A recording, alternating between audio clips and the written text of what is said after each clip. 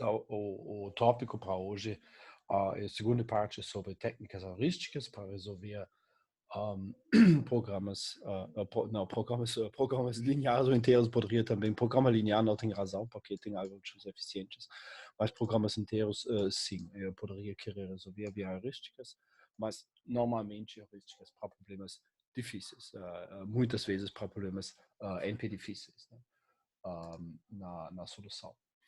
Um, nós vamos focar basicamente só em heurísticas de busca local, baseado em busca local, então que eu chamei também heurísticas baseadas em modificação de soluções.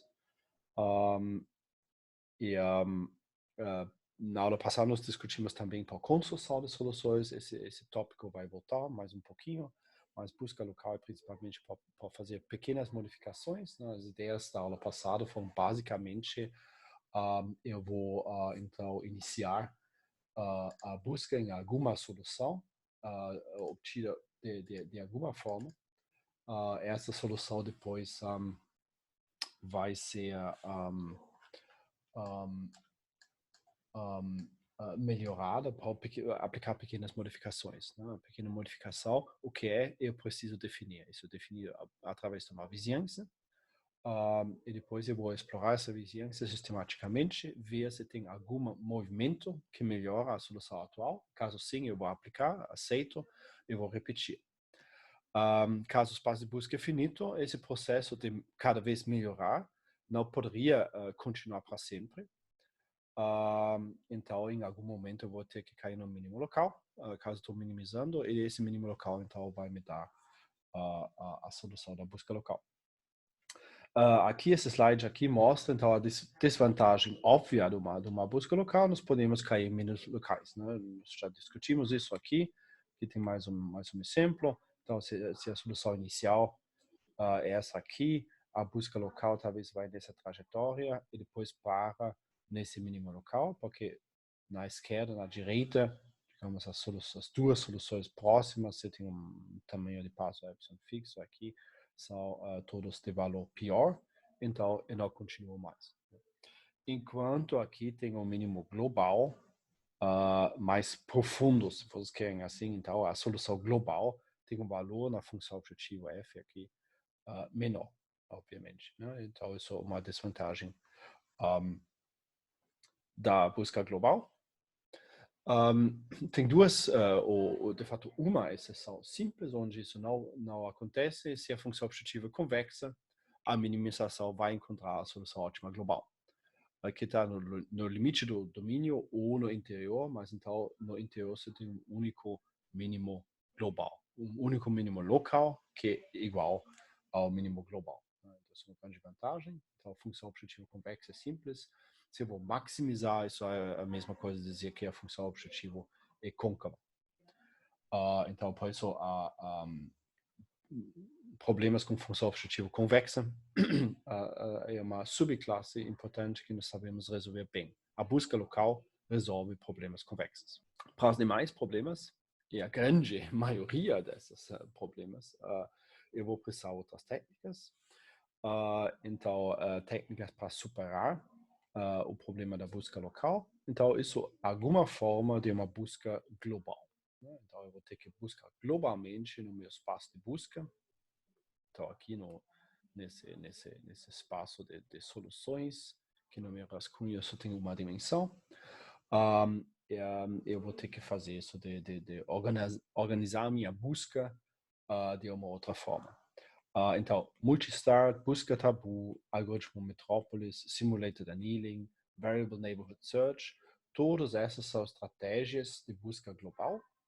Todas essas são meta-heurísticas, então isso é a busca global. São meta-heurísticas, porque são templates, basicamente, como criar uma heurística para o meu problema específico. E todos são relativamente antigas e maduros. Né? Eu mostrei rapidamente uma lista de heurísticas e meta-heurísticas propostas na literatura, que tinha esse African Wild Dog, Flying Bumblebees and Intelligent Water Drops e tudo que for. Né? A lista de técnicas de busca global, meta-heurísticas, é quase infinita. Né?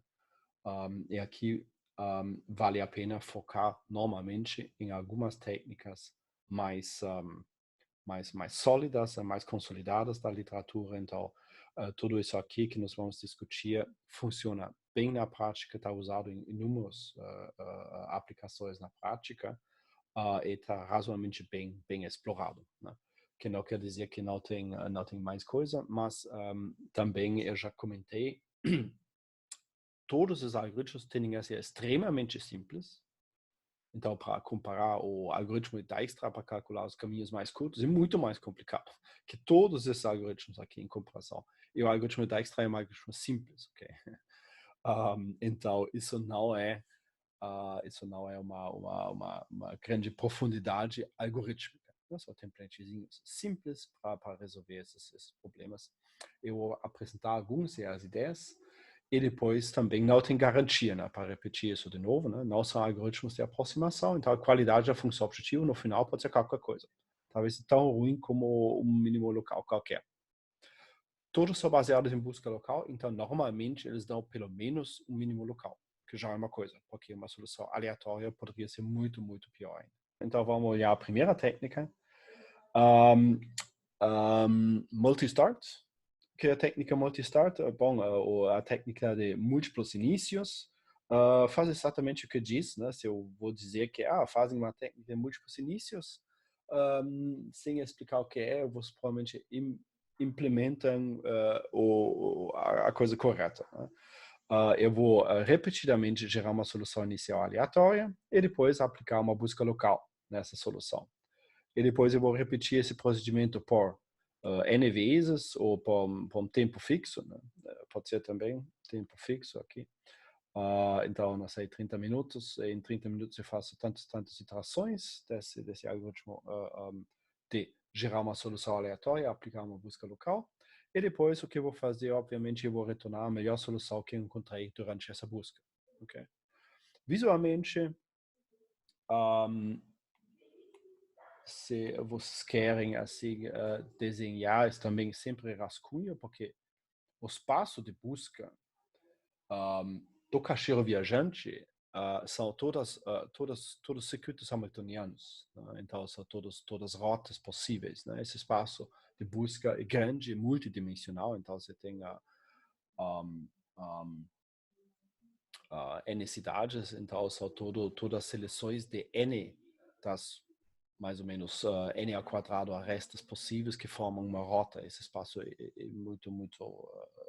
muito grande, multidimensional e difícil de visualizar. Mas para os fins aqui dos meus rascunhos, então eu vou desenhar um espaço de busca desta vez de 2 dimensões. Então o que o método multistart faz? Bem simples, você pega uma solução aleatória e depois faz uma busca local para cair no mínimo local. Isso vai ser a primeira iteração. Depois disso, pega uma outra solução aleatória, aplica uma busca local para melhorar essa solução e depois retorna esse mínimo local da segunda iteração. E depois repete esse processo. Pega uma terceira solução, aplica uma pequena busca local, cai no mínimo local correspondente, sua terceira, e aqui repete isso até N vezes. Então, uma busca multi-start, também eu poderia chamar uma busca por amostragem. Né? Então, a estratégia mais simples que isso ainda seria a amostragem do espaço de busca. Repetidamente gera soluções aleatórias, faz uma meia hora isso e depois retorna a melhor solução encontrada. Essa estratégia aqui é ligeiramente melhor porque ela aplica uma busca local em cada iteração. Vocês podem ver isso como uma estratégia de amostrar o espaço de mínimos locais. Porque o espaço de mínimos locais não é disponível imediatamente, né? Eu não posso simplesmente fazer uma lista de todos os mínimos locais e gerar os mínimos locais diretamente, isso seria muito, muito bom, mas não tem como. Então, tem esse desvio, gera uma solução aleatória qualquer, que não é mínimo local, e depois aplica uma busca local e vai para esse mínimo local. Então, isso é mais ou menos a estratégia que tem nesse caso. Ok? Sempre que falam sobre essas técnicas, eu fico com a seguinte dúvida: como decidir entre fazer uma busca local X vezes mais profunda, fazer X multistatus, fazer uma população X com X ou X? A resposta é que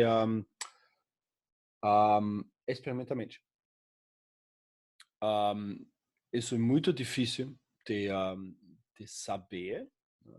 Faz alguns anos que eu trabalho com esses métodos porque eles são úteis, de fato. Então, eu não quero, quando eu falei sobre, tem essa lista de coisa, o uso de vez em quando é não científico. O pessoal inventa coisa louca e não avalia bem, mas bem feito, essas técnicas são úteis. Só que, bom, a resposta mais longa é que trabalhando há alguns anos, eu tenho dificuldades de sempre ver claramente se, por exemplo, então tu faz uma busca local X vezes mais profunda, ou seja, que isso for, né? Então, uma busca local mais, uma vizinhança maior, por exemplo, né? Ou, digamos, para ficar concreto, nós discutimos a busca local 2 OPT, ou, digamos, 3 OPT, né? É uma busca local mais profunda, então a vizinhança é maior, é mais difícil de implementar, é mais thorough, né? Mais, olha a vizinhança mais, consegue melhor. Nós vimos o exemplo do Johnson e McGeoch também, desse artigo, que em média, então, ao invés de 5%, tem uns 3%, acho que da última idade. Mas eu poderia fazer também 2 OPT só. Fazer mais multistatus com 2 OPT, eu faço menos multistatus com 3 OPT, para 3 OPT demora mais. Eu teria grande dificuldade de prever isso. Então, isso tem, talvez para a experiência, com problemas similares, em alguns casos, tu tem já conhecimento, suspeita uma certa coisa, mas fundamentalmente, quem decide é o experimento. Não tem como. Não tem como. Então, por isso é uma disciplina fundamentalmente experimental. Tem pouquíssima teoria explanatória nesses casos, né? Tem um pouquinho de teoria sobre algoritmos genéticos, que nem vou apresentar, tem um pouquinho de teoria sobre simulated annealing, mas só a coisa mais simples, né? Para resolver problemas na prática, tem pouquíssima teoria que guia essas decisões. Então, resposta experimental. Então, aqui resumo do multistat em forma de pseudocódigo, que basicamente é a mesma coisa, né? Então, repete N vezes, ou repete um tempo fixo aqui, mesma coisa que nós falamos. Que eu vou fazer? Eu gero uma solução aleatória aqui, e depois eu aplico uma busca local. Durante a solução, eu vou manter, né, a melhor solução encontrada S asterisco, e no final eu retorno essa melhor solução a esse asterisco. Porque, obviamente, no multistart, não é a última iteração que gera a melhor solução. Pode ser qualquer iteração no meio do caminho. Né? Isso, claro.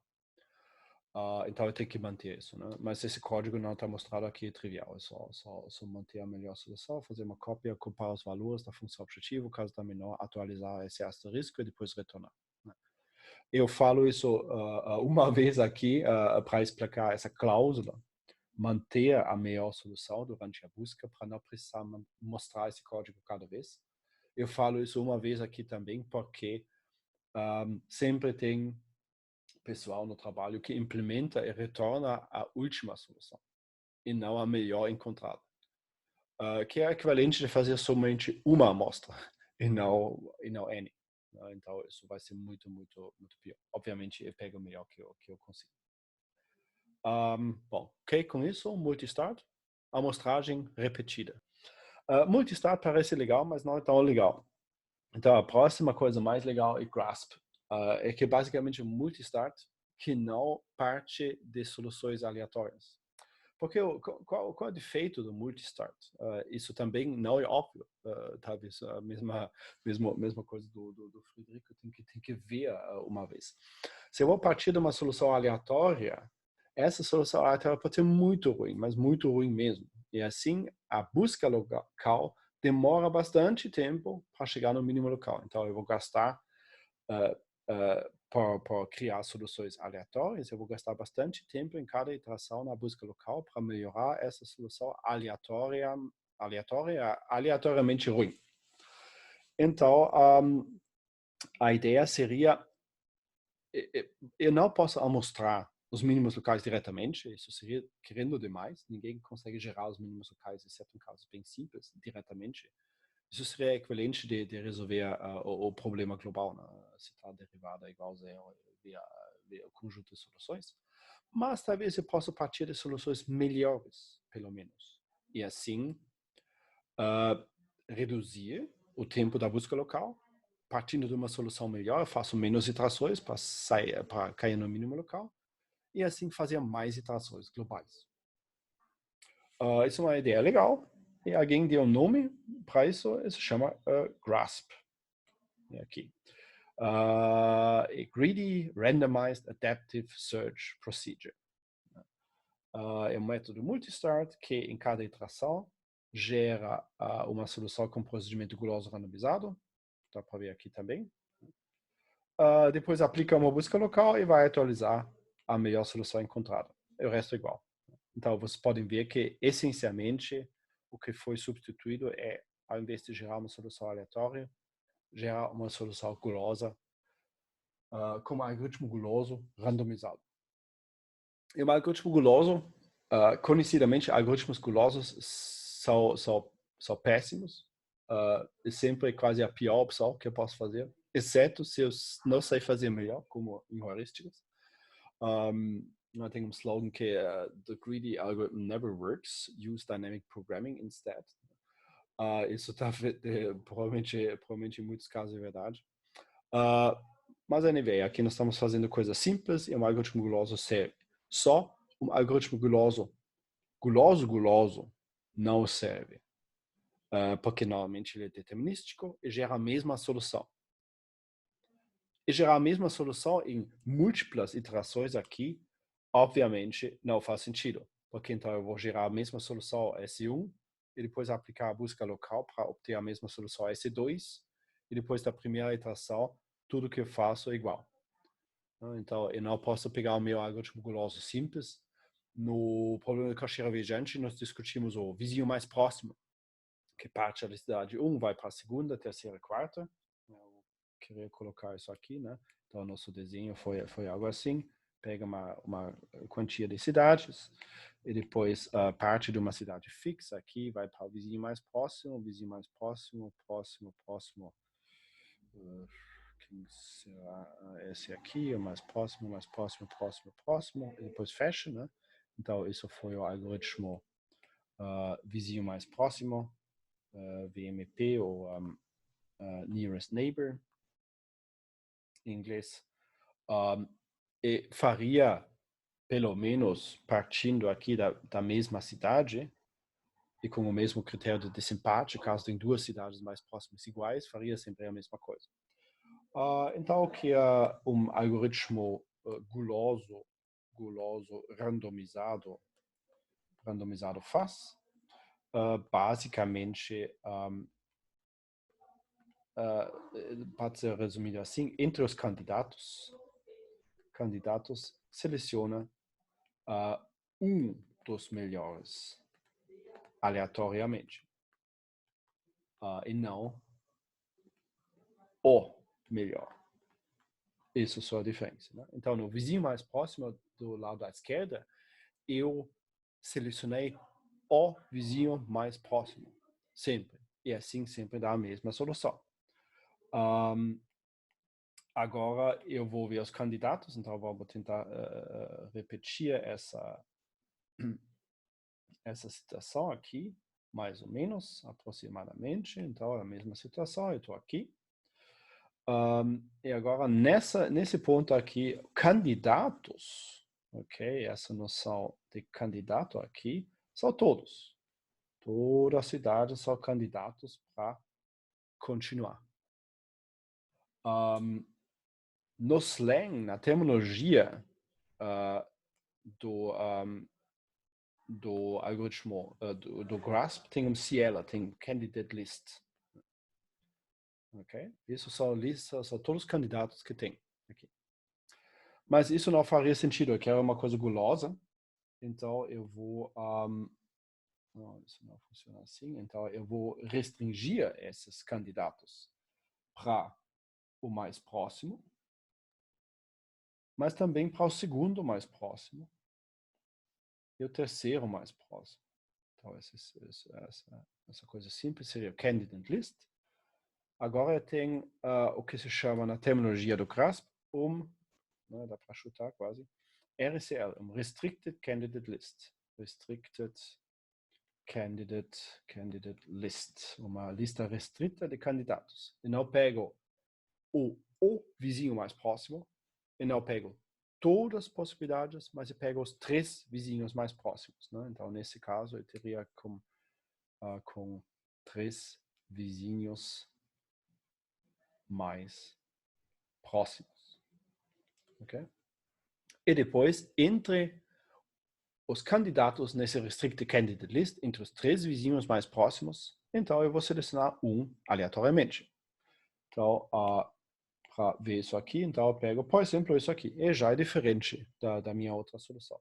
E agora esse jogo vai se repetir, né?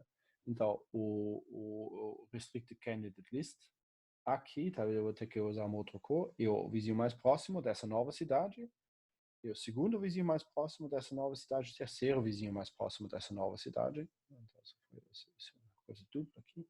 E depois eu vou pegar um aleatório, então talvez eu vou para lá. E depois tem uma nova lista de candidatos, aqui eu vou ter que usar uma outra cor.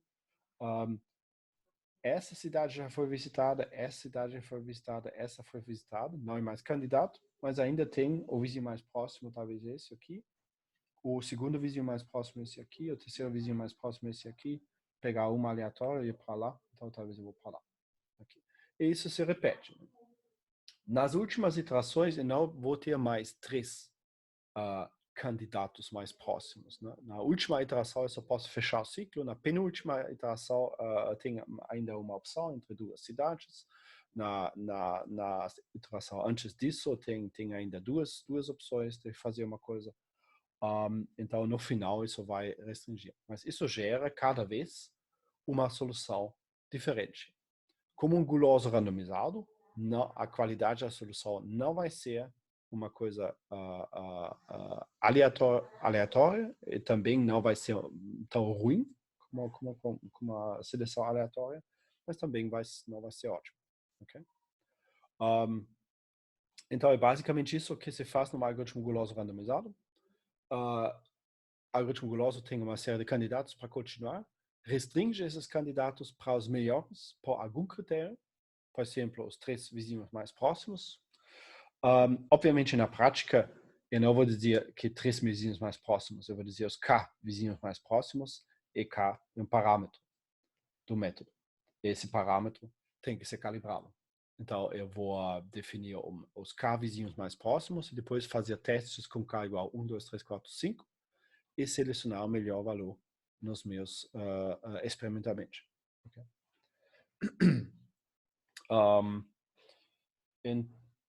Então, é isso aqui, o CRASP. Né? Ideia simples, algoritmo guloso randomizado, que é uma ideia por si legal, mas o resto é, então, repetidamente gera soluções gulosas randomizadas, aplica buscas locais, faz isso.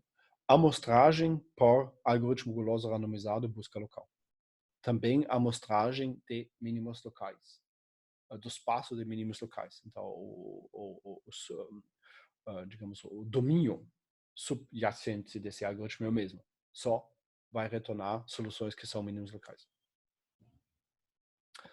Gras tem multistat sempre no mesmo ponto e a realidade sobre a vizinhança. Não. O multistat então o start e a aleatoriedade é dentro do guloso randomizado. Né? Aqui.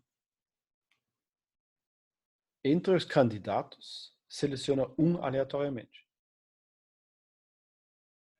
Então, o guloso randomizado, isso aqui, é um procedimento aleatório. Okay? Não determinístico. Ok. Esse ponto aqui. Não, isso poderia ser randomizado também. Se tu quiser. Sempre começa no ponto verde, assim. Tem tem duas noções de ponto aqui, né? Eu entendi ponto como solução, ponto no espaço de busca. Tu fala de ponto sobre vértice, uma cidade, o ponto inicial. Sim, isso é a minha liberdade. Talvez faria sentido randomizar o ponto inicial também, ou não, eu não sei. Tem que fazer o meu experimento, né? Então, tu poderias começar com uma cidade aleatória, e depois aplicar o guloso randomizado a partir dessa cidade até fechar. Muitas vezes isso talvez as rotas similares. A princípio o espaço é o mesmo, mas poderia ter pequenas diferenças. Se tu faz somente vizinho mais próximo, obviamente com diferentes cidades, em muitos casos vai dar exatamente a mesma coisa.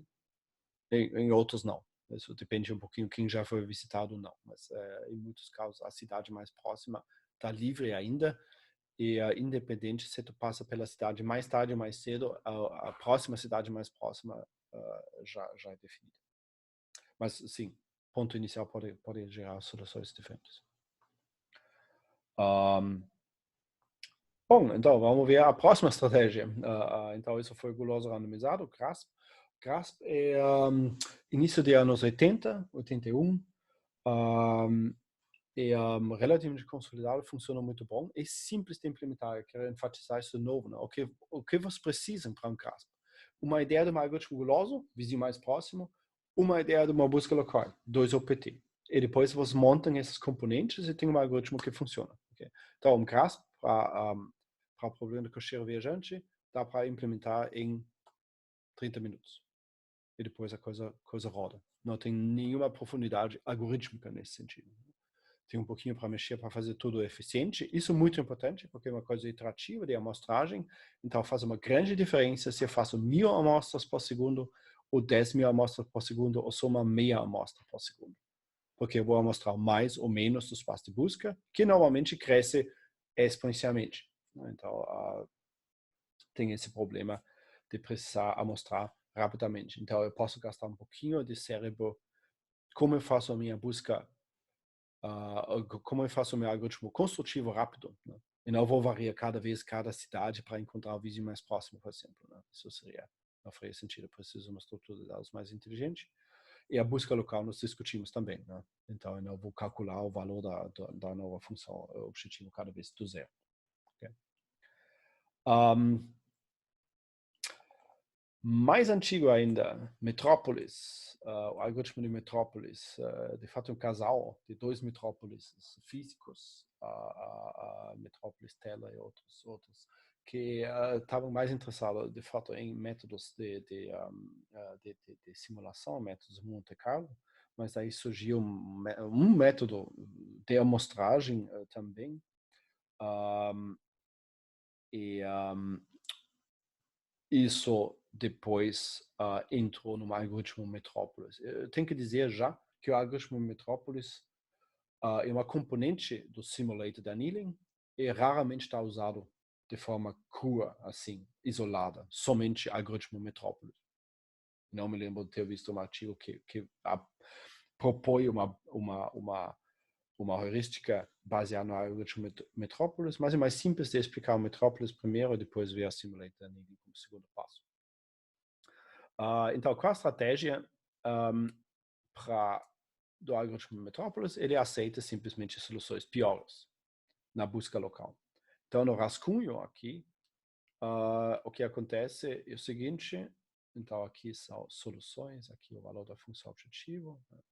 O nosso problema fundamental foi, bom, eu vou começar aqui, e depois eu caio nesse mínimo local.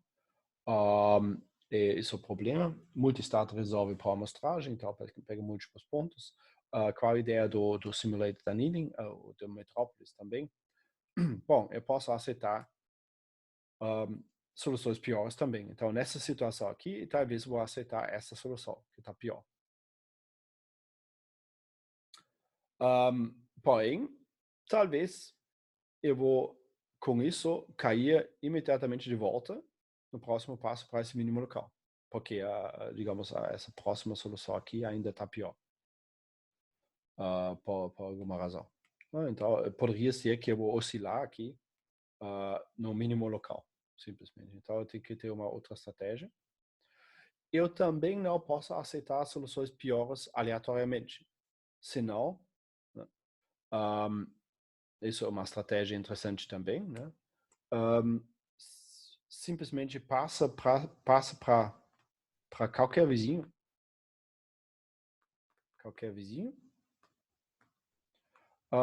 Eu tenho uma caminhada aleatória no espaço de busca. Vai para um vizinho, vai para um vizinho, vai para um vizinho, vai para um vizinho, vai para um vizinho, repete. Ela vai caminhar aleatoriamente. Isso é uma estratégia, mas é muito ruim. A busca local se preocupa de sempre melhorar a solução, mas fica no mínimo local. Mas agora eu poderia caminhar aleatoriamente, mas com essa estratégia só eu nem vou ver muitos mínimos locais. Se você caminha lá na paisagem fora, aleatoriamente, é raro que vocês acabam no topo de uma montanha por fazer uma caminhada aleatória. Então, a mesma coisa para caminhada aleatória nesse espaço de busca. Então, o Metrópolis propõe um critério um pouquinho mais inteligente. Se eu tenho uma solução S atual e eu tenho um vizinho S', então, do conjunto de vizinhos, candidato, eu vou passar do S para S' com essa probabilidade. Mínimo entre 1 e N menos delta SS' sobre T, onde o delta é a diferença na função objetiva. E, de fato, T aqui é um parâmetro que se chama T porque na proposta original isso é a temperatura, mas eu não preciso me preocupar com isso. Qual a consequência disso? O contexto aqui também, só para lembrar, é minimização. Qual a consequência disso? Caso delta aqui é negativo, então eu tenho que Fs' é menor que f de S. O negativo é igual a zero. Então, Fs' é menor ou igual que Fs. Logo, a solução melhor. Logo, a probabilidade de transição, de aceitar S' é 1. Consequência desse critério é que porque se delta é negativo, uma coisa negativa, T é um parâmetro, de fato, implícito, é sempre positivo. Então, essa expressão aqui, menos delta, vai ser alguma coisa negativa e assim isso não isso vai me dar uma probabilidade de menos 1. Agora estou citando se isso faz sentido. Sim. Ok. Se delta é negativo, o menos delta vai ser positivo, menos delta dividido por t vai ser positivo e na alguma coisa positiva é mais que 1. Então, o mínimo vai ser 1 nesse caso. Isso ponto. Então, a probabilidade de aceitar é 1. Não, está correto como está no slide, ok? Sim, o Frederico tem isso no chat. Menos delta é positivo, pois delta é negativo, exatamente. Né? Menos delta é positivo, dividido por t é positivo, n é uma coisa positiva, conhecidamente é maior ou igual que 1, então o mínimo vai ser 1. Porque uma probabilidade 2 não faria sentido também, e depois eu tenho o mínimo com 1 e na alguma coisa, e a probabilidade de aceitar 1. A consequência disso, então, é se melhora, eu vou aceitar. Então, o Metrópolis se comporta como busca local, enquanto tem vizinhos que melhoram. Né? Se eu encontro um vizinho S' que está melhor, eu vou aceitar diretamente. Então, a diferença fica no mínimo local. Né? No mínimo local, todos os vizinhos S' têm uma valor da função objetivo maior na minimização. Logo, o delta vai ser, nesse caso, positivo. E nesse caso, o E na menos delta T vai ser menor que 1. Então, tem uma certa probabilidade de aceitar isso. O que maior a discrepância entre as soluções, o que menor é a probabilidade de aceitar. Eu vou piorar um pouquinho e aceito com uma certa probabilidade, por exemplo, com T igual a 1. e delta igual 1, eu vou acertar com n a menos 1, que é mais ou menos 1/3. Então, se eu vou pirar por uma unidade, nesse sentido, eu vou acertar com 1/3. Se eu vou piorar por 2 unidades, eu vou mais ou menos 1/9. Né? Estou aproximando E aqui por 3, né? Não por 271, como deveria. É mais ou menos, só para entender o que acontece. Né? Então, em função da piora da qualidade da função objetiva, eu vou exponencialmente perder em probabilidade de passar para lá. E agora posso ver o que acontece aqui. Né? Então, nesse modelo aqui, talvez vamos pegar um outro mínimo local. Se cair nesse mínimo local, tem uma certa probabilidade de acertar essa solução. E depois, depende qual o próximo vizinho que eu vou selecionar, poderia mesmo voltar aqui. E depois, de novo, tem uma certa probabilidade de acertar essa solução. Mas tem uma certa probabilidade também de acertar essa solução ainda. Mas depois eu poderia cair de volta para cá, e depois aceitar essa solução de novo, ou cair até 2 vezes de volta para cá, e depois aceitar, e tem uma certa probabilidade de aceitar essa solução também, que é um pouquinho pior ainda.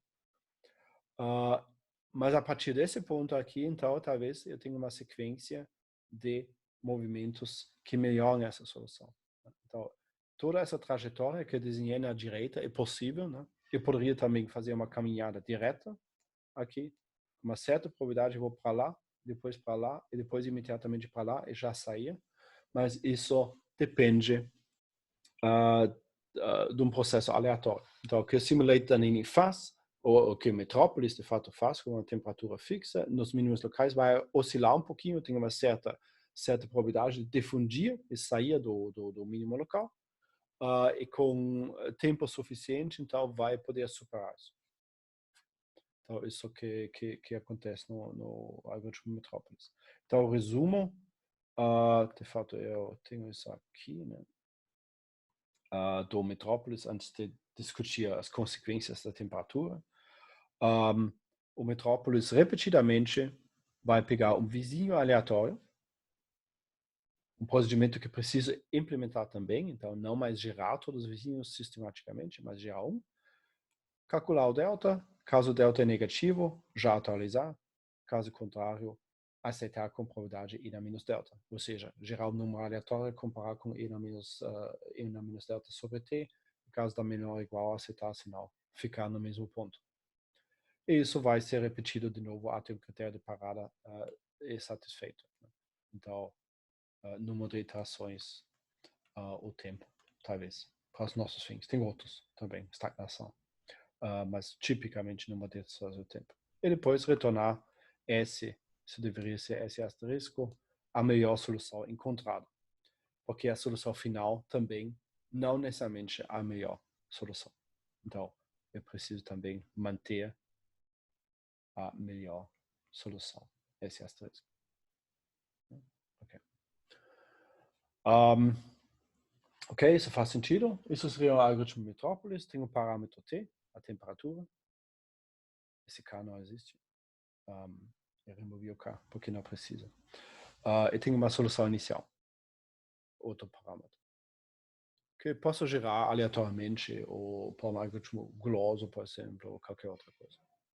Okay? Isso faz sentido? Piscando.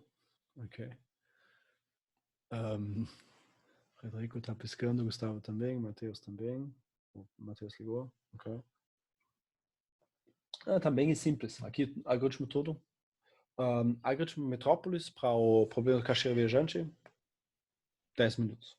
Está implementado e vai rolar. Só tem que fazer testes com a temperatura ideal. E nós vamos ver isso hoje. Mas antes disso, um breve comentário sobre a temperatura.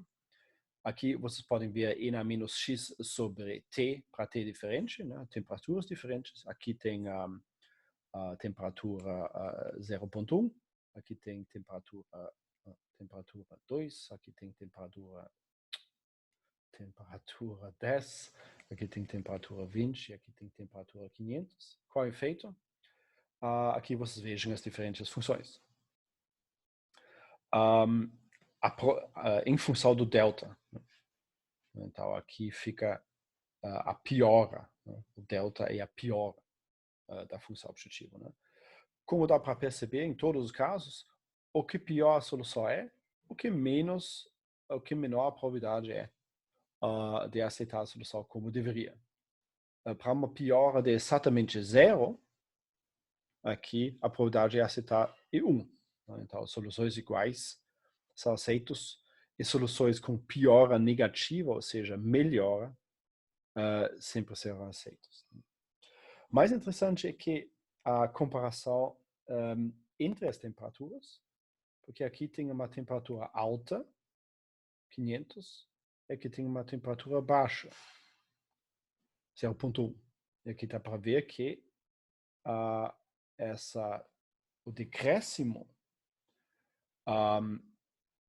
da probabilidade fica mais expressiva para uma temperatura baixa. Aqui tem uma dúvida, faz sentido usar uma função não exponencial, mas algo como 1 sobre delta. A resposta genérica tem que experimentar. I don't know.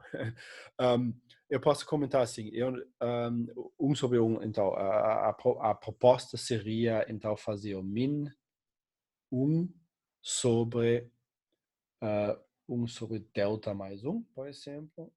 Então, para um delta 0 e 1 também, esse não, talvez. Poderia.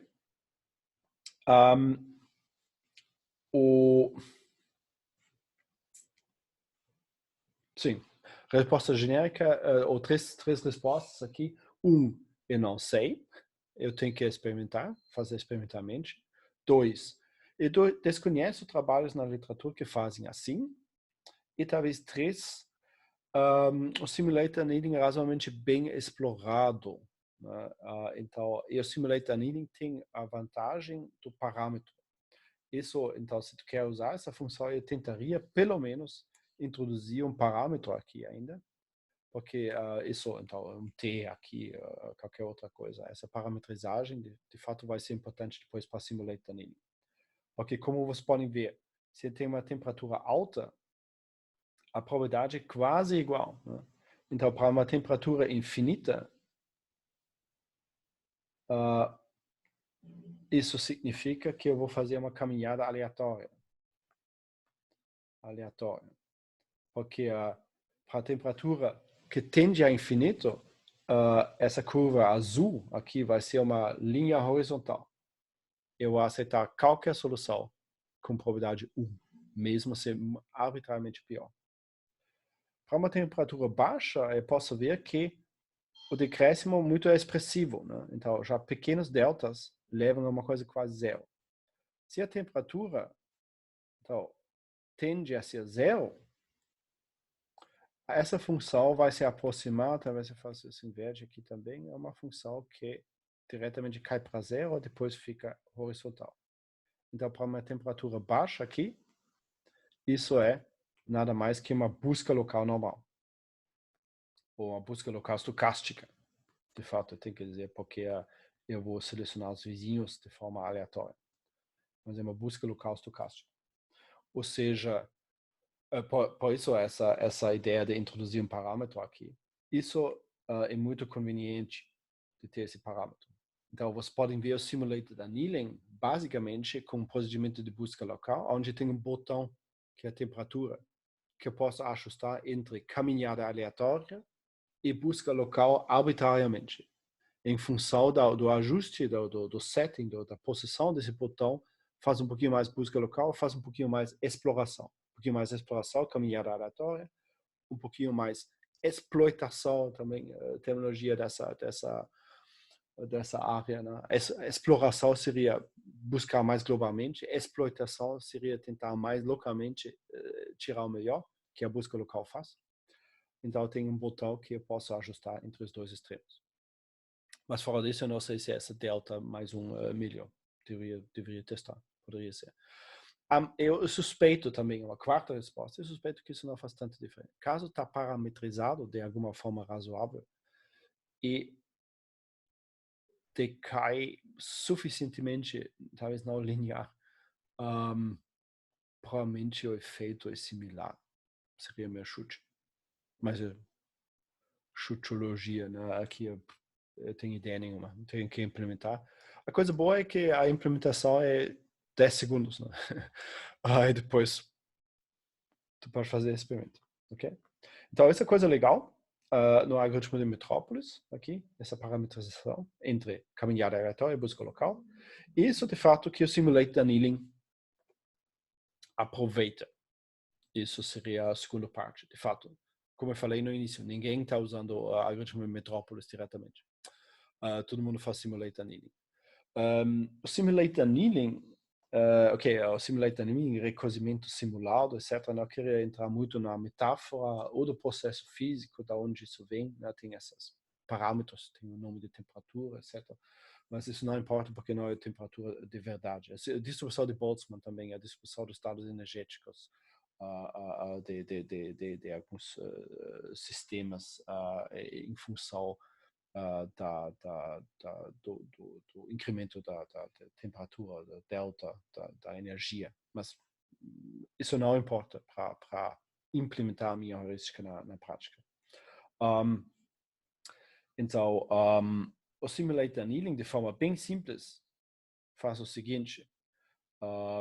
Então, esse reconhecimento, annealing simulado, na prática, começa com uma temperatura alta e diminui a temperatura aos poucos. Né? De fato, isso que acontece. Talvez que eu vou fazer aqui, no eixo X tem o tempo, T, e no eixo Y tem a temperatura. Eu poderia dizer dessa forma também, no algoritmo Metrópolis tem uma temperatura fixa. O Simulated Annealing começa com uma temperatura inicial T0 e depois diminui essa temperatura ao longo da execução, talvez aqui o tempo final, TF, tempo final, e depois termina com alguma temperatura TF final. Então, Simulated Annealing é um algoritmo de Metrópolis junto com um esquema de resfriamento. Em inglês isso é um cooling schedule.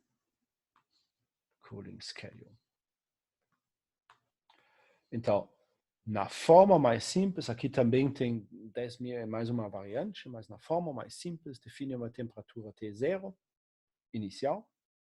E aqui, como é uma temperatura alta, isso vai ser o domínio, idealmente, da caminhada aleatória. Então, eu começo numa temperatura suficientemente alta que eu estou no domínio da caminhada aleatória. E depois eu vou resfriar aos poucos. E depois eu termino com uma temperatura que é no domínio da busca local. E assim, no final, eu vou terminar no mínimo local e o algoritmo vai terminar aqui. Essa é a ideia.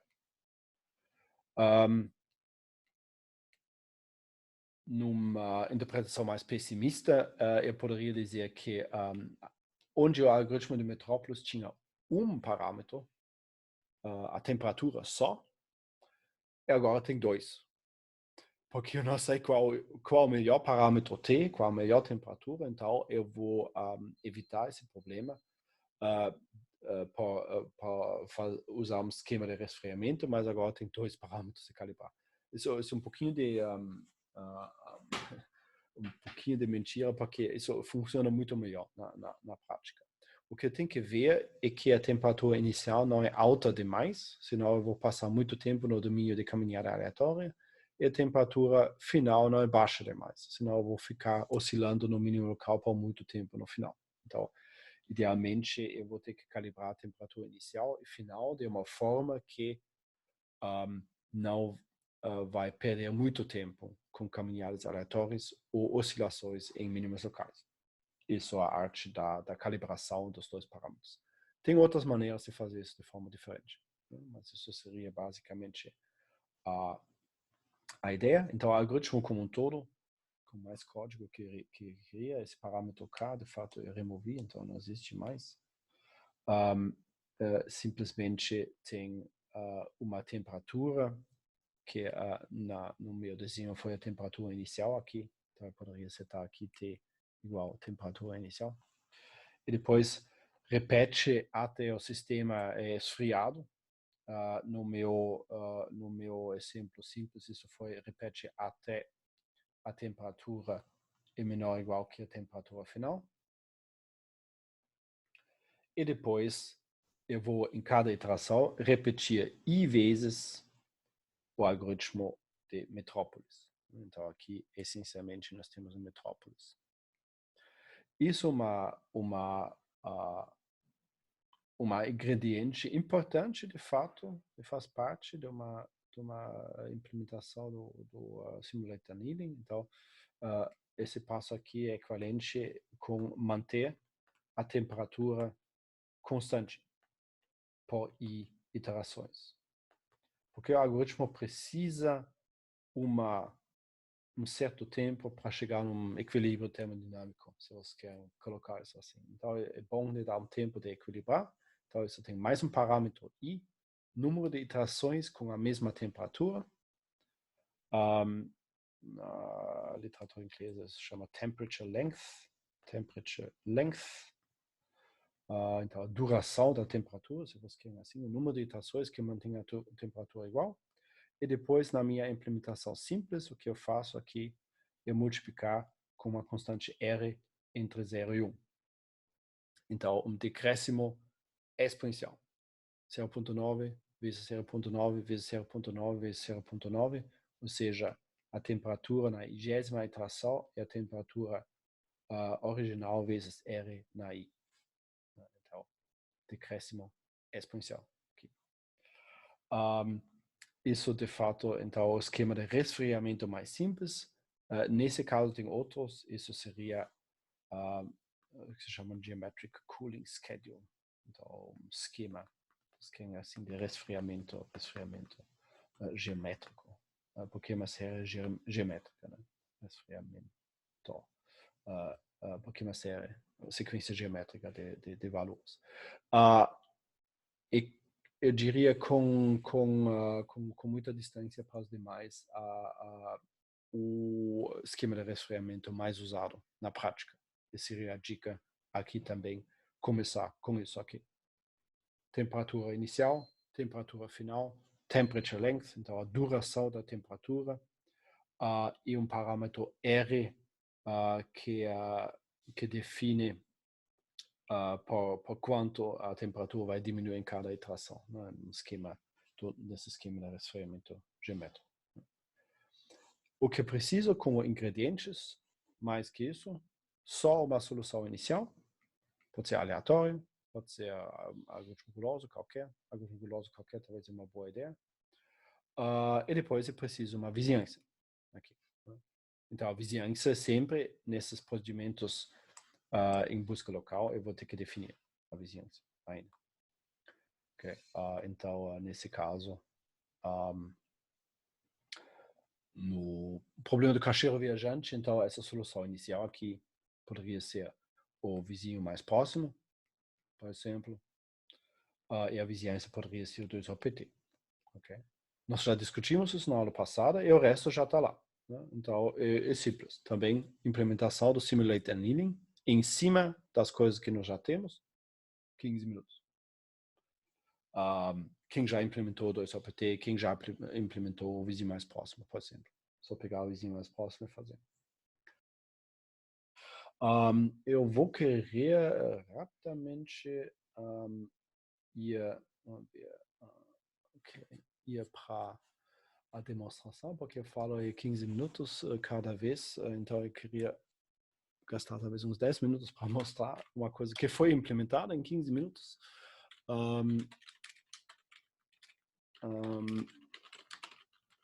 Então, um momento, eu vou compartilhar a tela com vocês. Ok, Tá? Então, aqui é o meu notebook browser da Julia. Eu vou, então, o segundo demo, usar o meu exemplo do problema da caixeira viajante. Vamos limpar isso aqui.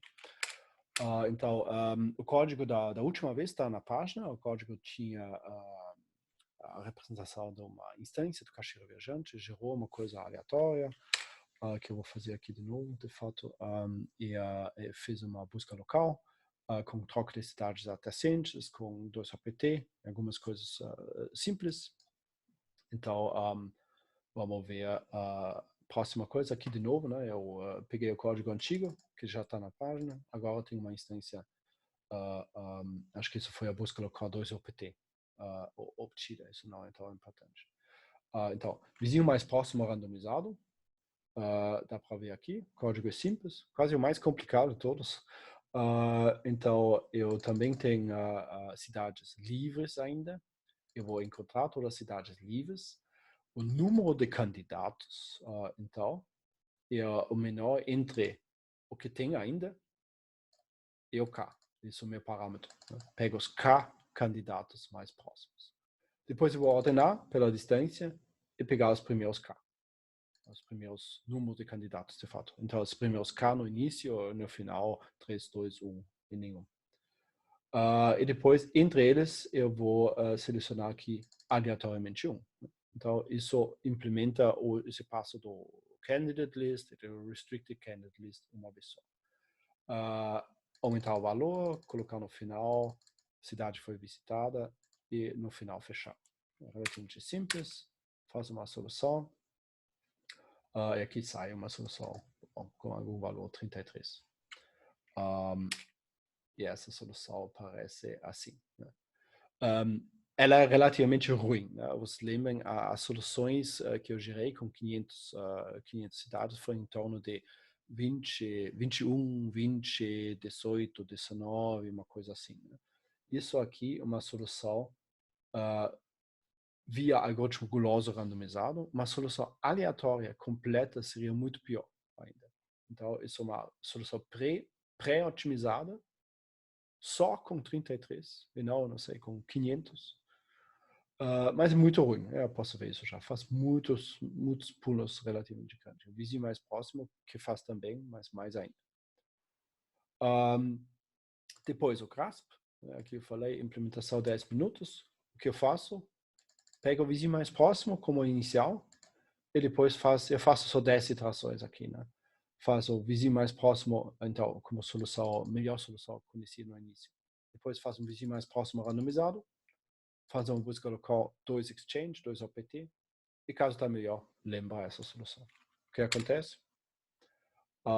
10 iterações do GRASP, que isso é muito pouca coisa. Um GRASP normalmente faz milhões de iterações, depende do problema. Um pouquinho mais duro, faz menos. A minha implementação aqui é extremamente ruim. E aqui demora bastante. A segunda iteração agora está saindo. E dá para ver, já na primeira iteração, essa 33, mais ou menos, depois da busca local, caiu para 20. Na segunda iteração, eu peguei uma outra, depois da busca local, caiu para 17,74. Agora repete, porque acho que eu só estou mostrando a melhor solução em cada iteração. Okay? Eu não só estou mostrando o que eu vou encontrar de fato. Provavelmente encontrei nessa segunda 21 ponto alguma coisa e depois, não sei, 19 ou 18, algo assim, não melhorou. Aqui, melhorou. Sexta iteração, fez alguma coisa, aplicou a busca local, pum, melhorou de novo. Então, isso é típico, né? Se eu vou imprimir somente a melhor solução, vai ser assim. No início, rapidamente melhorar, depois convergir, mais ou menos. Então, vamos ver se as últimas duas iterações trazem mais alguma solução nova.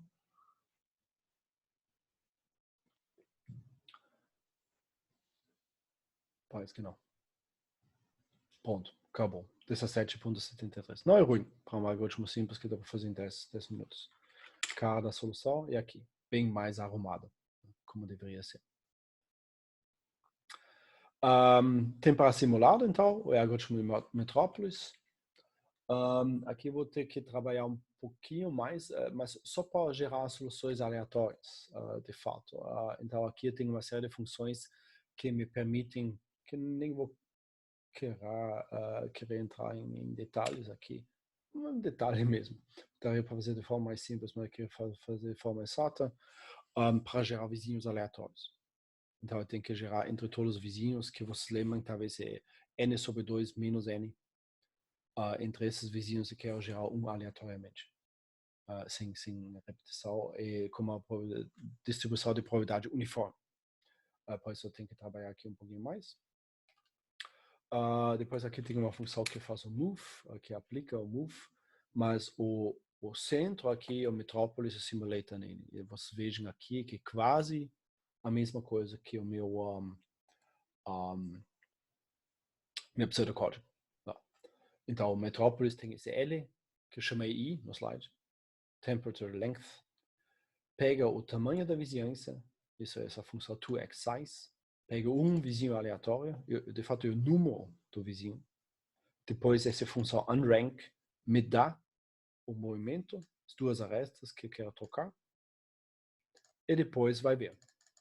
Calcula a nova distância só, sem calcular a nova solução, que não preciso, talvez não seja aceito, e depois, caso rand é menos que min x menos delta sobre t e 1.0, exatamente critério de metrópolis que nós discutimos, aplica o movimento. Então, chama essa função move to x, que aplica o movimento. O valor da função objetiva, então, vai mudar para o delta. Eu mantenho a melhor solução também. Simulate annealing. Pega alguma solução, alguma temperatura inicial, que aqui eu não passei para parâmetro, eu pego a distância média. Temperatura final é simplesmente 0.01, enquanto a temperatura é mais que a temperatura final. Roda o metrópolis para um tempinho e depois multiplica por R, que é esse fator de resfriamento. Então, implementação direta, relativamente óbvia. Depois eu acho que os 10 minutos, os 15 minutos, então, já dado uma busca local, isso de fato não é muito duro. Eu posso ver então o que tem. A melhor solução é 20, a solução atual é 212. Isso foi o que foi o início aqui no meu simulator annealing. O vizinho mais próximo aqui. Então isso foi relativamente ruim.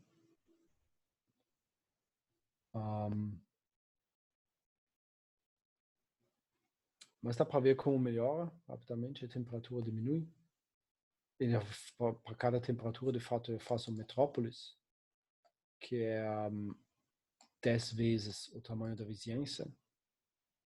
Então, isso, cada passo demora um pouquinho. E agora eu posso ver como a qualidade da solução continua melhorando, nem sempre. Aqui piorou, 77 foi para 80%. Mas continua diminuindo essa oscilação, essa caminhada estocástica ou busca local estocástica, mas guiada para soluções melhores. Tem uma tendência maior de ir para soluções melhores. Assim, qual é o número de iterações que eu faço aqui? 100? Não. Bom, vai terminar com temperatura 0.001. Então, vai continuar mais um pouquinho. 20, 19, 18, dá para ver. Agora estou no domínio interessante, o valor da solução é 20. E, bom, agora tem a melhor solução é 19. Que dá para ver aqui, ele entrou na melhor solução. Agora estou no domínio onde estou melhorando a solução inicial simples, gerada pelo vizinho mais próximo. Fica melhorando, piora um pouquinho, melhora um pouquinho. O valor da melhor solução encontrada é 6 agora, fica constante, não faz progresso, fica oscilando. Vamos ver, melhorou de novo, depois algumas iterações e de novo. Assim vai. 0.03, agora logo vai terminar. Com 0.001. 17 está melhorando ainda, então não é ruim, de fato. eu só mostro 3 casas decimais, então ela mostra, continua um pouquinho 16, bom, terminou. Né? Então, a melhor solução que nós observamos, de fato, entre todos os algoritmos que fizemos até então, isso aqui, consistentemente, é a solução bem mais arrumada, de novo. Né? A qualidade é visualmente similar com 2OPT, mas ainda tem essas diferenças de 19, 18 para 16, ok? Então, isso seria a implementação do método. A implementação está ruim, está lenta, mas não é ruim em qualidade. Então, melhor feito, isso seria uma heurística razoável para caixeiro viajante. Longe do estado de arte, mas razoável. Okay? O código vai ficar na página, vocês podem ver, estudar, brincar com isso depois também, usar como base para quem faz simulator healing depois no trabalho. Talvez vai querer fazer uma coisa similar no problema em questão. Então, vai definir uma vizinhança. É uma solução inicial, calibrar os parâmetros, basicamente isso. Ok, então vamos voltar para os slides.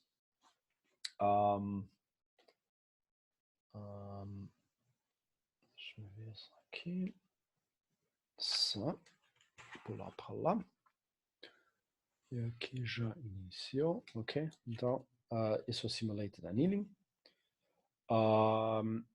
Próxima coisa, aqui tem um slide em branco, que assim, deixei em branco, assim, porque é simples também. Busca local iterada. Então, eu quero fazer o rascunho aqui simples. Né? A ideia da busca local iterada, talvez no nível conceitual, eu poderia deixar assim, talvez então aqui espaço de soluções, valor da função objetiva. Mas esse desenho vai ser meramente conceitual. Né? Eu tenho aqui um espaço com soluções e tem vários mínimos locais.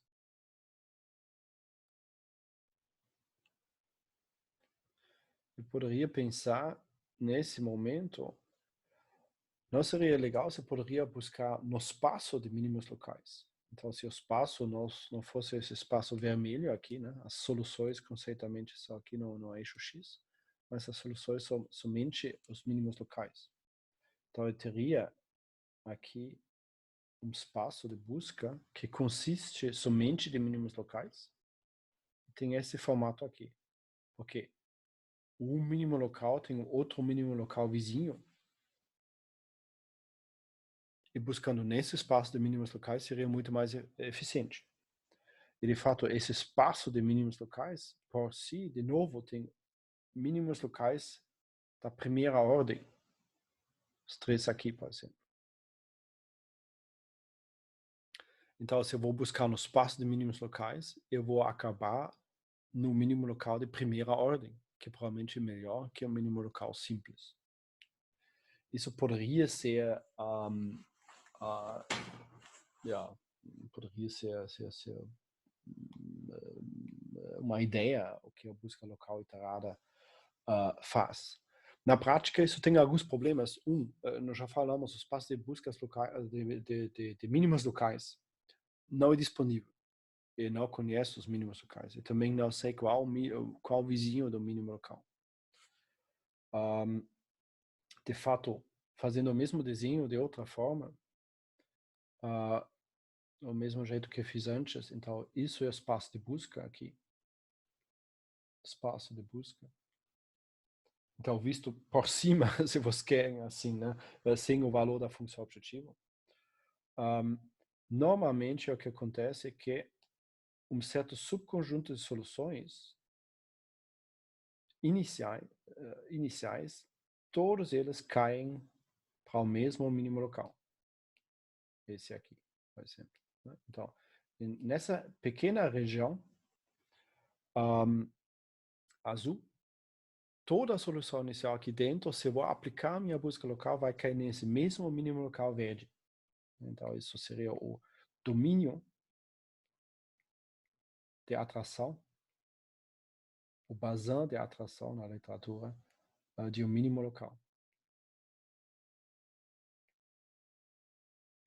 Então, o que vai acontecer, de fato, o meu espaço de busca é como um diagrama de Voronoi, uma coisa assim, é tessellation, né? Tesselado, e subdividido em pequenos domínios de atração dos mínimos locais, basicamente.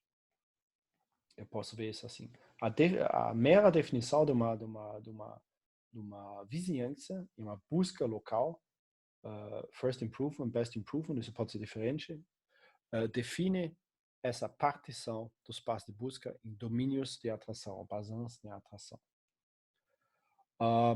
Então, cada basal de atração aqui tem um mínimo local. E esses pontinhos verdes, então, eles formam o espaço de mínimos locais.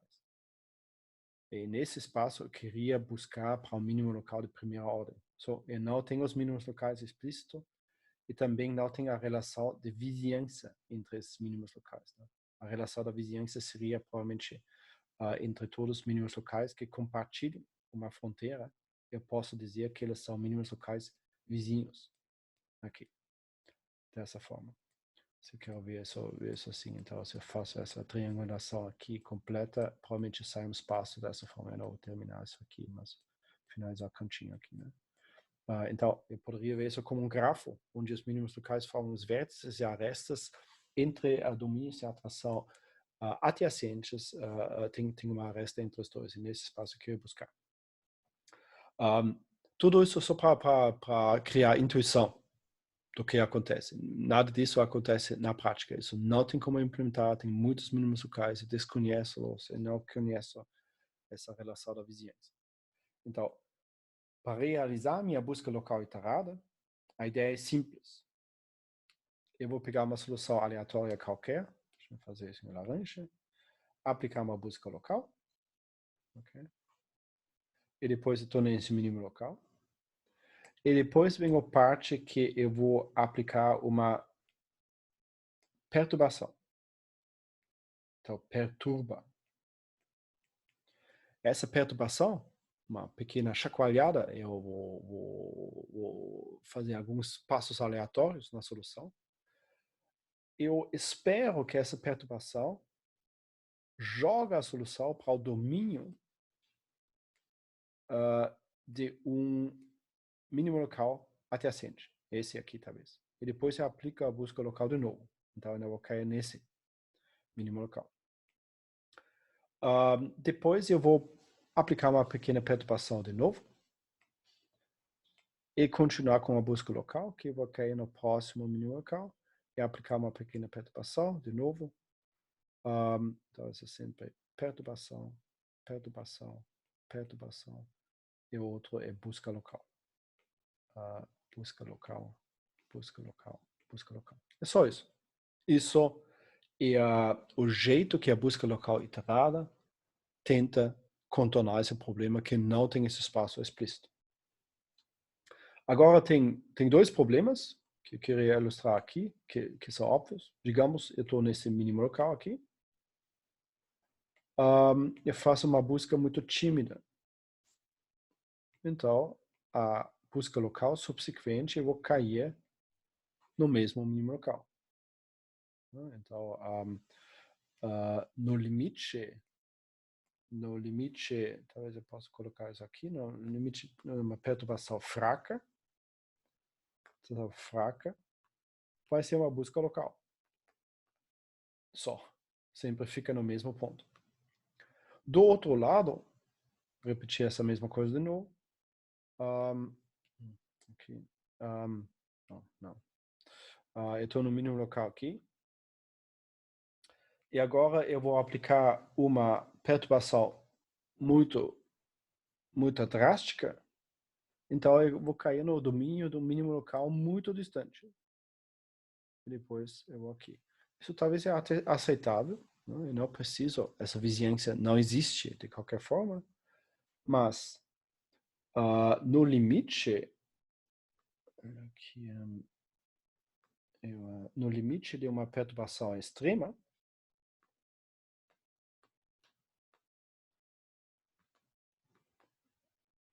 eu vou ter qual algoritmo? Multistart. Porque se eu faço uma perturbação extrema, muito extrema, isso é nada mais que gerar uma solução aleatória.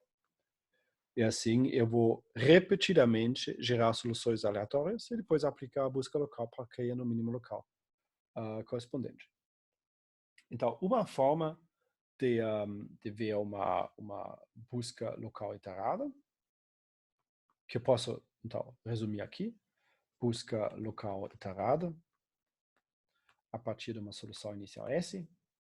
Faço o seguinte. Repete N vezes, ou um tempo, tanto faz. Faz o seguinte, aplica a busca local e aplica perturbação. Na solução atual que nós escrevi aqui. É só isso. E depois o algoritmo termina. E vai retornar a melhor solução encontrada, obviamente. Isso aqui. Então eu posso ver essa busca local iterada como que tem um parâmetro que é o tamanho da perturbação. Tamanho da perturbação. Em inglês, isso seria o perturbation strength. E o tamanho da perturbação, de novo, como no Simulator Annealing, um botão que eu posso ajustar o que acontece. Se o botão está muito para perturbação fraca, vai ser quase uma busca local, não faz progresso, vai estagnar muito.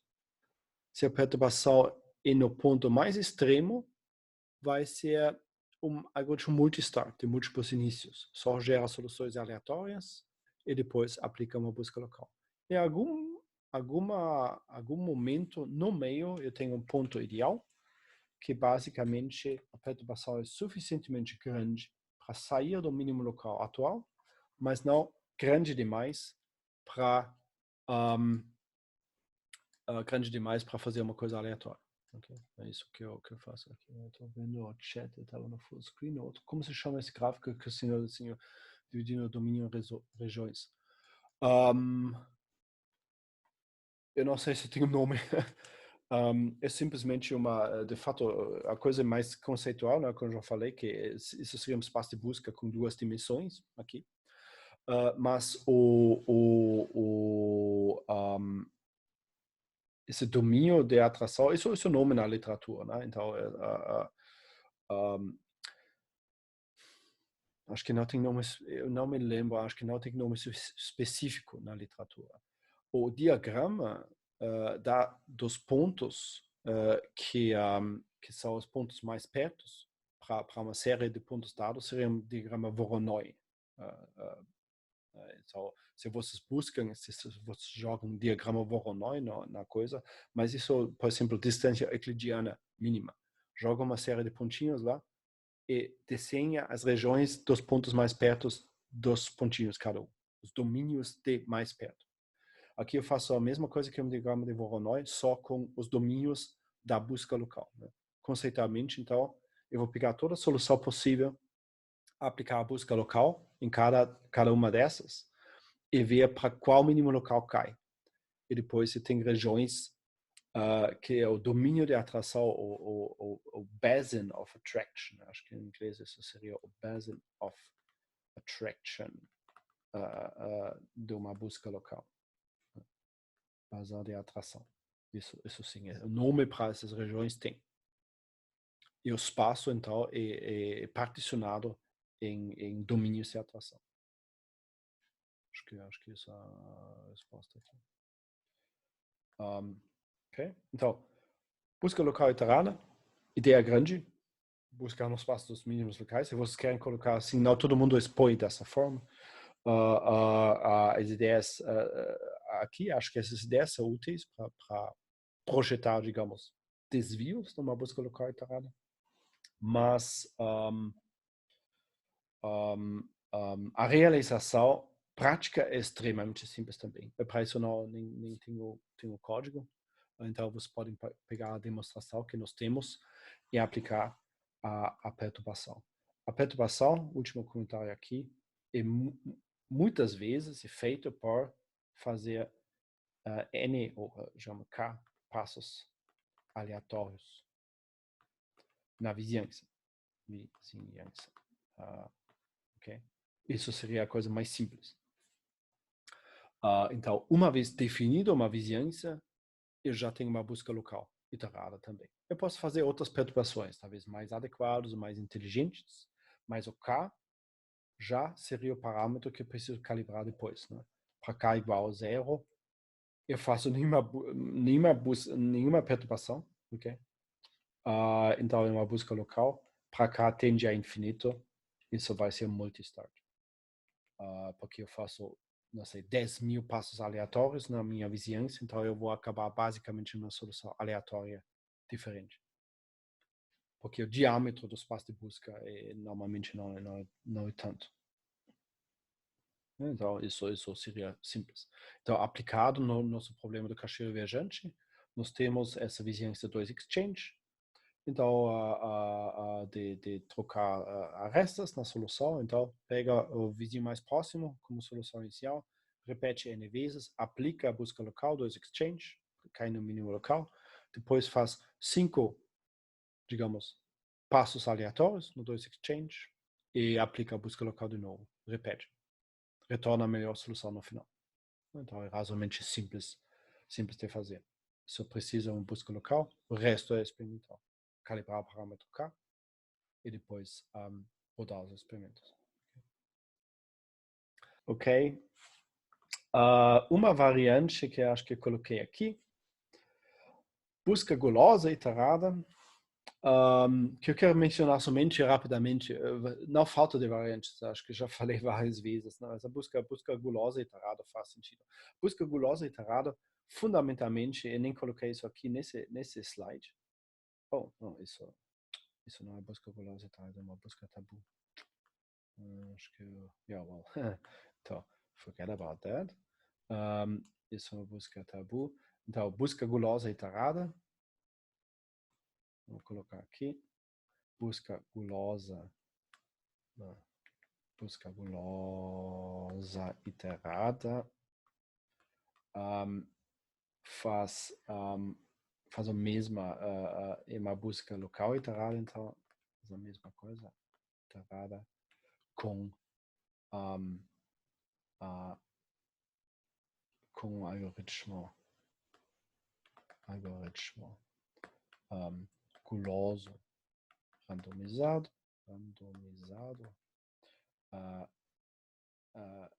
na perturbação. Isso pode ser feito de formas diferentes, mas isso seria uma forma. Então, de fato, aqui a perturbação na busca.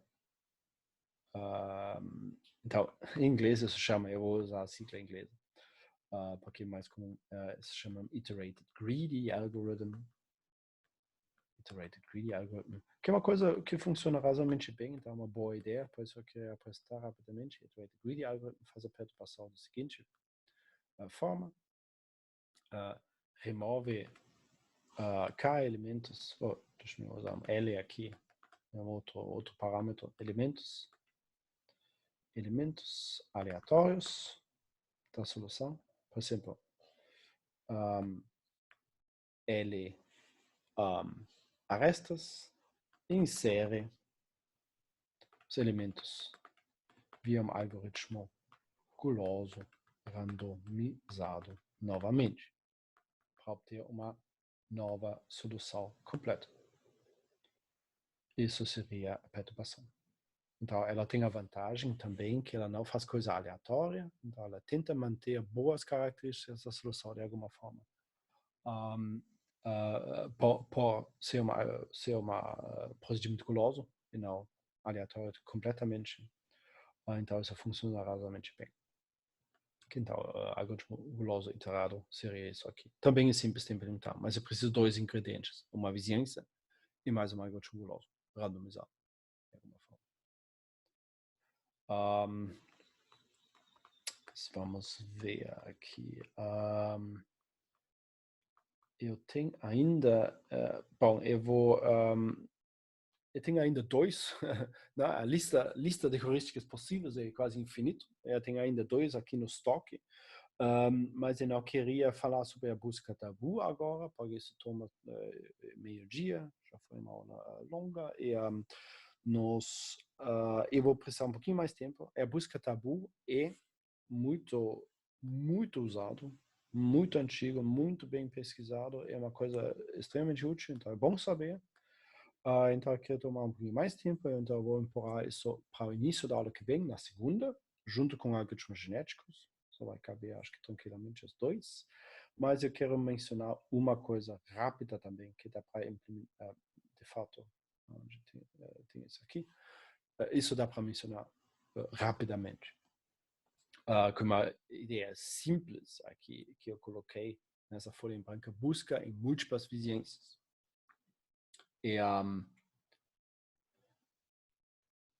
de novo, né, se não, mesmo no caso do multistart, se não falar mais nada, fazem uma busca em múltiplas vizinhanças, provavelmente vocês vão mais ou menos adivinhar o que dá para fazer. Só não exatamente como está feito na literatura, então isso se chama na literatura Variable Neighborhood Search. Eu tenho algumas coisas específicas, então VNS, muito usado também, bastante comum na literatura, mas é claro, o problema de uma busca local, eu tenho uma vizinhança, eu vou acabar no mínimo local. Mas eu posso observar se tem uma vizinhança 1, então, vou colocar aqui vizinhança 1,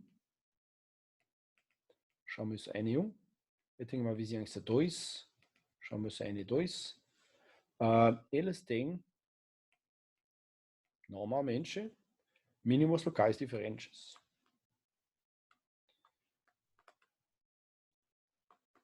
Então, se eu estou no mínimo local da vizinhança 1, talvez a vizinhança 2 é capaz de fugir desse mínimo local. Porque não é um mínimo local na vizinhança 2. Então, eu vou aplicar a vizinhança 2. Depois, eu vou acabar talvez no mínimo local da vizinhança 2 e que eu poderia testar a vizinhança 1 de novo. Porque do 2, o mínimo local do 2 não precisa ser o mínimo local do 1. E assim eu poderia alternar entre as múltiplas vizinhanças. Em algum momento eu não vou poder fazer mais progresso, então no mínimo local simultâneo da vizinhança 1 e 2. A vantagem, ao invés de fazer uma grande vizinhança que já inclui 1 e 2, é só de fatiar. Então, fazer passos mais simples, basicamente. Então, isso, uma coisa similar com isso, talvez com múltiplas vizinhanças, então o número de vizinhanças aqui poderia ser arbitrário.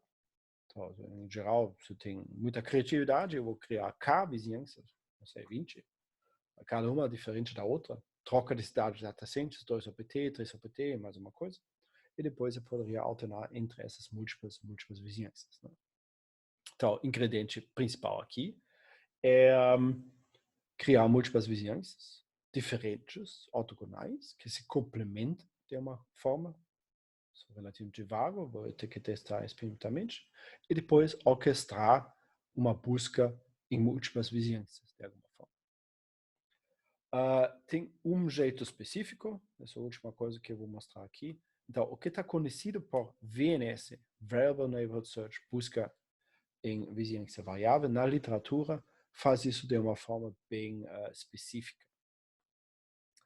Ela repete também globalmente até um critério de parada, número de iterações, tempo, seja o que for.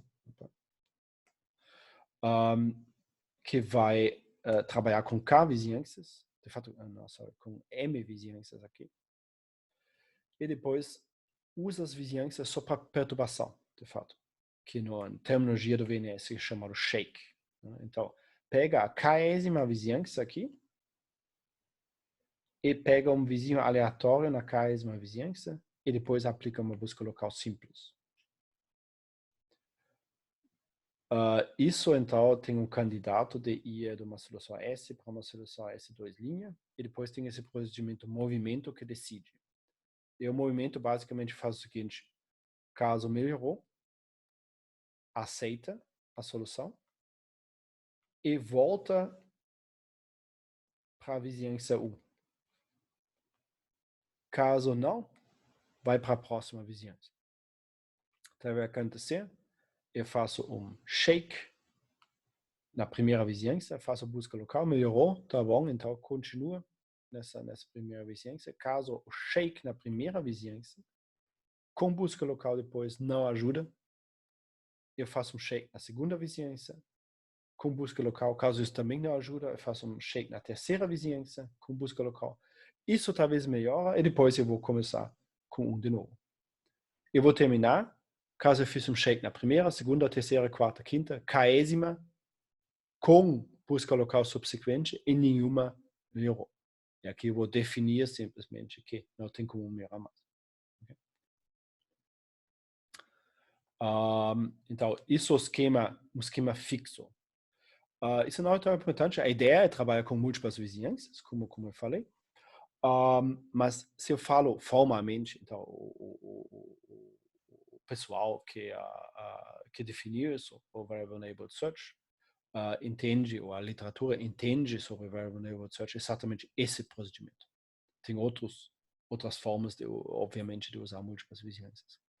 Aqui o Frederico está perguntando se a segunda vizinhança chega a um mínimo local, como tu faz a vizinhança sair do mínimo local, que ela está a perturbação. É uma mesma solução. Sim, é uma mesma solução. É um single point method, um método de um único ponto só. Né? E sempre se eu tenho uma solução atual. Então, fica na vizinhança 1, estou no mínimo local, depois aplica a vizinhança 2, que sai desse mínimo local, da primeira. Já. Porque aplica uma outra vizinhança que tem outros vizinhos e que poderia ter um melhor. E depois eu talvez termino no 2. Assim vai. É tudo um único ponto. Esse problema nós vamos resolver na aula que vem, só. Sim, porque isso é um ponto fraco. Isso eu queria guiar o olho um pouquinho nessa questão, e na aula que vem nós vamos de fato atacar isso um pouquinho. O consumo de memória desses métodos é quase zero. Só tem uma solução na memória. Você gera outros, talvez uma segunda solução, talvez duas soluções na memória. Isso tudo cabe no first level cache, basicamente, ou no second level, com certeza. Então, você tem 32 GB de memória, esses métodos não usam nada disso. Eles só fazem muitas iterações por segundo. Tem que ser o mais rápido possível. Exploram o espaço de busca de alguma forma. Então, isso parece um pouquinho fraco nesse sentido. E não poderia fazer um uso inteligente de memória. E a resposta é sim, tem alguns. Busca tabu vai usar memória, mas de forma limitada, não tanto. E depois, algoritmos genéticos, que nós vamos discutir na segunda também, eles mantêm uma população de soluções, muitas, 50, 100, 200, 1000. E aqui eu aproveito melhor os 32 GB que eu tenho na minha máquina, ou seja o que for. Ok, então isso também como ideia é bom, usar memória. E nós vamos ver na segunda como fazer isso. Good night and good luck.